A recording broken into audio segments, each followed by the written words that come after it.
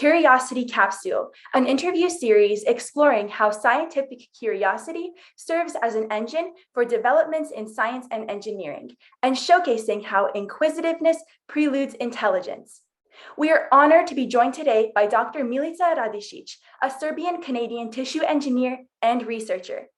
Dr. Radisic is a professor at the University of Toronto and the Canada Research Chair in Functional Cardiovascular Tissue Engineering. Her research aims to enable cardiovascular regeneration through the development of new biomaterials. Dr. Radisic, thank you so much for joining us today for the first Curiosity Capsule on Beats Research Radio. So Dr. Radisic, what are some of your roles and responsibilities as a professor and researcher at the University of Toronto? So thank you very much, Ana, for the opportunity to be here today. So I would say my number one responsibility is to work with graduate students and postdocs, and together to develop new research projects that lead to discoveries and new technologies. And so that's where I spend most of my time, and also obviously to teach undergraduate and graduate students, to write numerous research grants to keep all of our projects funded. And I think that's something that probably most of the people who are not in this line of work, they don't appreciate the fact that everything is fueled by the research grants that we are raising ourselves from various sources. And lastly, there are also numerous service duties that include writing letters for graduate students, undergraduate students, other professors, serving on various committees and panels. So it's a very challenging and demanding, but interesting profession. I see, that's very interesting to hear about. And can you tell us about your eureka moment, a moment during your research where you experienced a sudden triumphant discovery, inspiration, or insight? So usually eureka doesn't happen very often, right? And I think the advancing in research is usually a combination of slow steps and sometimes painstaking repetition to confirm that certain finding is correct or not correct. And I would say one, to me, maybe during my PhD, when I was a graduate student, a eureka moment was when I was pacing cardiac tissues that we created from collagen scaffolds and cells like neonatal rat cardiomyocytes. And I saw that when I'm testing them, I'm pacing them, they beat so well. And then I said, well, why don't I just pace them all the time, right, during culture? And that technique really proved out to be very important and transformative in our ability to assemble the tissue from cell, as well as to mature cardiomyocytes that are derived from stem cells. So maybe that's an example of eureka moment, but a lot of it is really a careful planning and reading the background literature and repeating the experiments appropriate number of times. Right. So you would say that science is more of a slow build rather than a big sudden overnight explosion, right? Yes. So I think there is obviously discussion amongst colleagues and discussion amongst students, and a professor help to nail down the research direction and the big question, like what is important, what's that big question. But really to make it work and to prove your answer or that your hypothesis is either correct or not correct, it's a series of very well-planned experiments that have to have appropriate controls that really, have to be thorough enough for you to be certain about the answer. Yeah, that's so insightful. Thank you so much for sharing. So in addition to your groundbreaking work as a scientist in bioengineering, I understand that you're also an entrepreneur. Can you elaborate on your experience co-founding Terra Biosystems, a biotechnology company that engineers predictive in vitro human cardiac tissue models? Yes, thanks.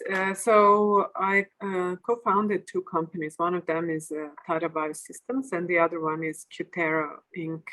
And Terra Biosystems got started in 2014, and with this desire to spin out the use of our tissues, engineered heart tissues, for drug testing and discovery of new drugs. And obviously, that process requires working with entrepreneurs, other entrepreneurs, and people who experienced in business, because technology is just one aspect of a company.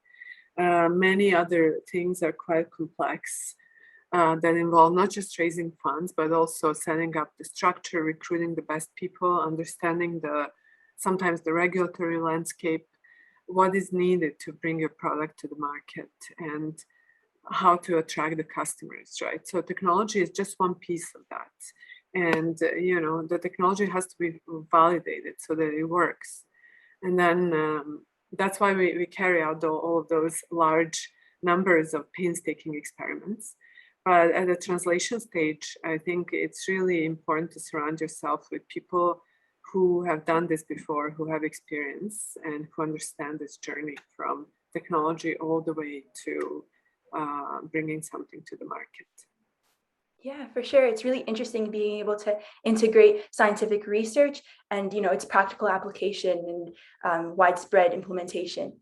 So lastly, what is your vision for the future of biomaterials engineering in Canada and beyond? That's the best question, right? What is the future going to bring? And obviously, what we can see now in the biomaterials field, right?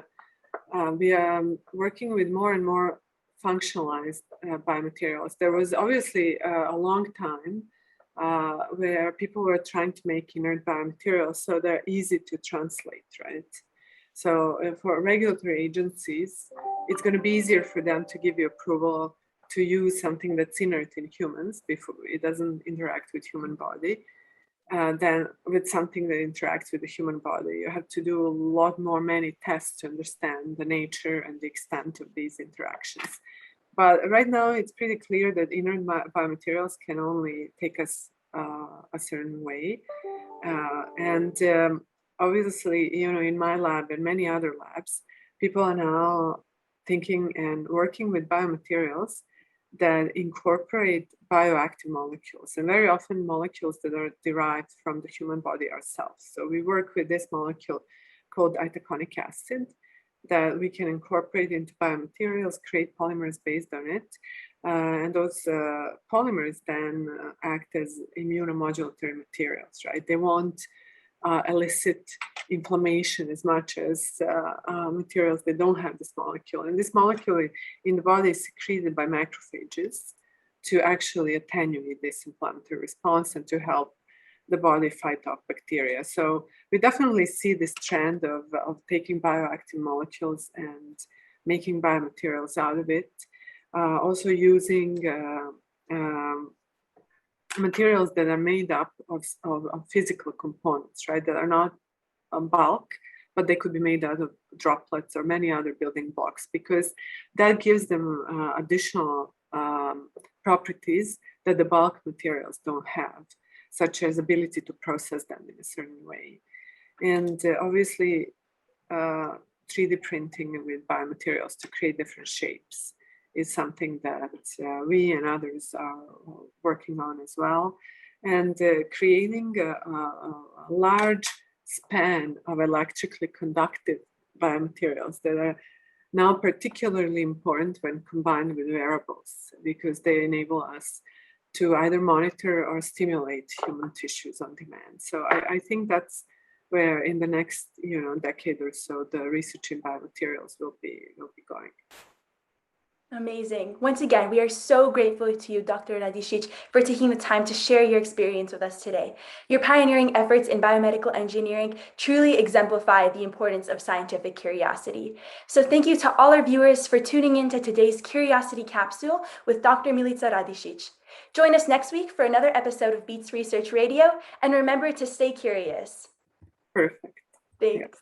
Thank you very much. It was really nice meeting you.